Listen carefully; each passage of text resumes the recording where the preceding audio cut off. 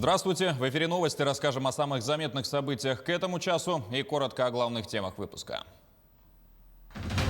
Законодатели и власти Якутии продолжают искать решение проблемы нового закона, из-за которого после расселения аварийных домов многие могут остаться без крыши над головой. Резкая смена температур и гололед привели к увеличению количества людей в травмпунктах столицы. Паводки и пожары не за горами. Спасатели оттачивают мастерство для грядущих ликвидаций ЧС. В России ввели в гражданский оборот более 180 тысяч доз Эпивак-Короны. Об этом сообщается на сайте stopcoronavirus.rf. Вакцину вводят двукратно, внутримышечно, с интервалом в 3 недели. Все добровольцы осмотрены после первой вакцины или на 21-й день после введения второй дозы препарата. Уточняется, что сильных нежелательных реакций не наблюдалось. Кроме того, внесены изменения в регистрационное удостоверение вакцины Эпивак-Корона.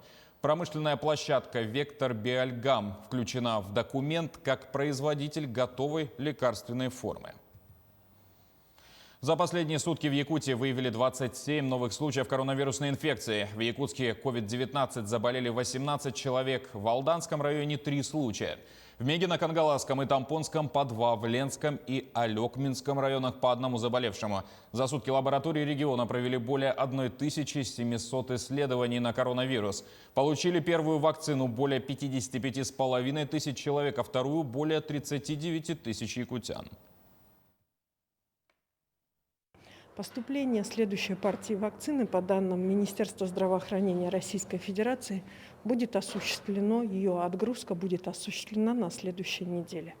Обращаю ваше внимание, что мы дальше продолжаем запись на первичную вакцинацию и, соответственно, все те вопросы, очереди, которые есть по вакцинации у нас на настоящий момент, мы начнем их ликвидировать со следующей недели, исходя из того количества, которое к нам поступило.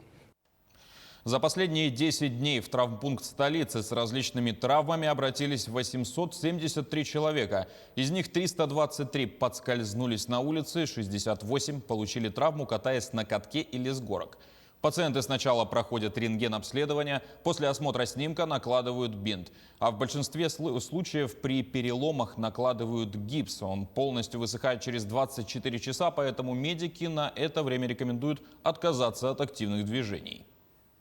К нам поступают с тяжелыми травмами, которыми срочно, экстренно нужна операция. Мы таких осматриваем, обследуем и направляем уже в стационарное лечение в РБ номер 2 в приемный покой. Кости бывают разные, у кого-то плотная кость, у кого-то порозная кость. В большинстве случаев у людей, возрастных людей, остеопороз у нас с каждым годом увеличивается. К другим темам продолжаются споры вокруг нового закона о расселении из аварийного жилья. Новый пункт 8.2 гласит, что граждане, которые приобрели аварийную квартиру, имеют право только на денежную компенсацию, и то не выше стоимости покупки. Поправки были приняты с целью исключить любые махинации с аварийными помещениями. Кроме того, она не распространяется на граждан, права собственности которых возникли в порядке наследования. Однако под действие закона попали и добропорядочные граждане, у которых изымаемое жилье является единственным. Многие из них покупали квартиры, используя заемные средства или же материнский капитал. Чтобы урегулировать ситуацию в настоящее время, региональное министерство строительства ведет работу с законодателями и муниципалитетами.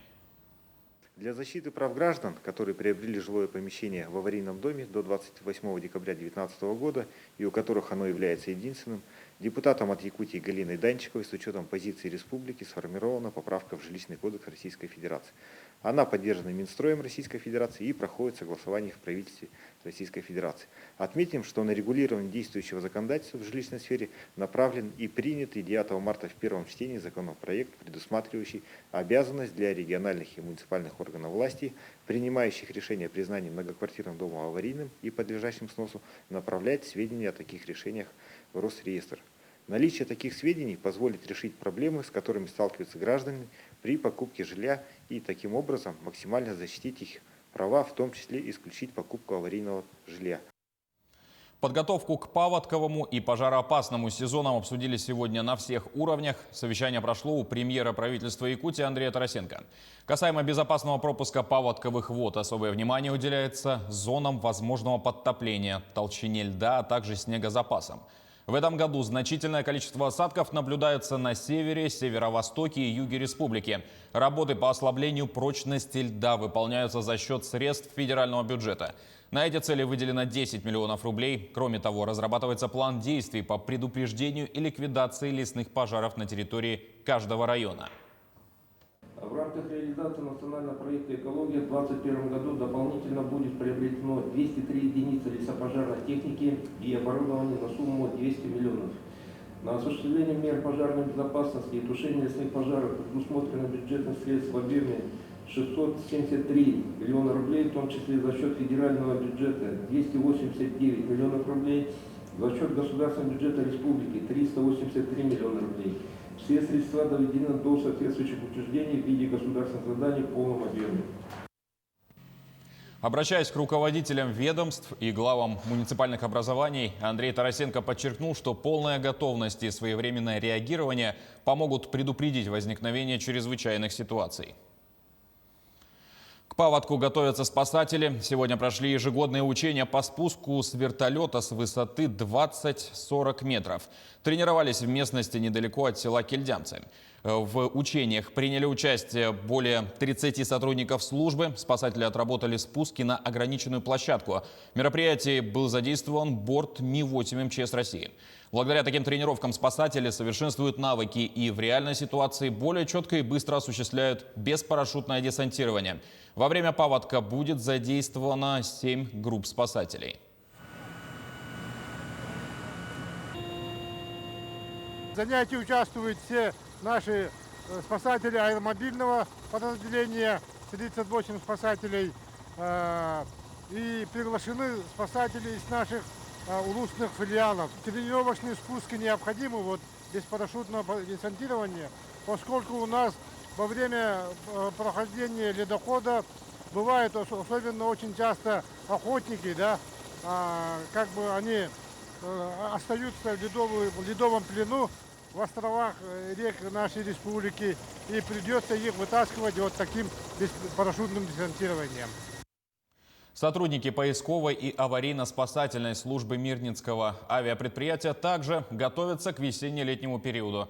Им предстоит перепроверить технику, завязать узлы на спасательном тросе и сдать нормативы.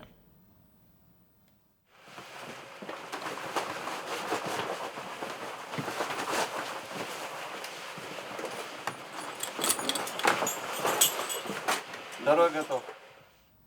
В 10 раз могут увеличить объемы геологоразведки в арктической зоне Якутии. Такое предложение озвучил глава региона на встрече с президентом Российской академии наук. Айсан Николаев и Александр Сергеев обсудили комплексное развитие арктической зоны Якутии и Красноярского края, обозначили перспективы улучшения минерально-сырьевой базы и рассмотрели возможности освоения новых месторождений.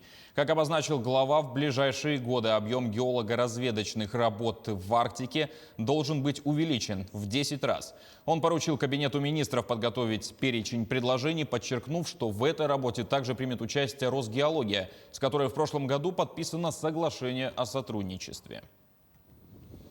В столичном Ледовом дворце Элейботур проходит 9-й региональный турнир по хоккею с шайбой «Кубок Якбор». В соревнованиях принимают участие 6 команд из города Якутска, Усть-Алданского и Мегино-Кангаласского районов. В каждой команде по 30 игроков. По жребию они были распределены на 2 группы. Полуфинал и финал намечены на завтра. Лучших хоккеистов наградят в 5 номинациях. На протяжении 2 дней все любители спорта могут наблюдать настоящие хоккейные баталии на льду. После первой игры усталости нету. Просто взбодрились, завелись, побегали хорошо. В этом турнире участвует всего 6 команд. Команда ветеранов, Мюрю, Якбор, Мегино-Кангаласского района, Динамо и Полярник. Если регламент, первые 2 минуты периода играют ветераны, которые старше 40 лет. В завершение о погоде. Усиление ветра прогнозируют в 11 районах Якутии сегодня. Согласно прогнозу управления МЧС, ветер в порывах будет достигать 14 метров в секунду в Вилюйской группе, а также на западе региона. Метель со скоростью ветра до 20 метров в секунду ожидается в Жиганском, Кобяйском, Эвено-Бытантайском и Верхоянском районах. К этому часу у нас все. Носите маски, мойте руки и не забывайте про социальную дистанцию. До встречи в эфире.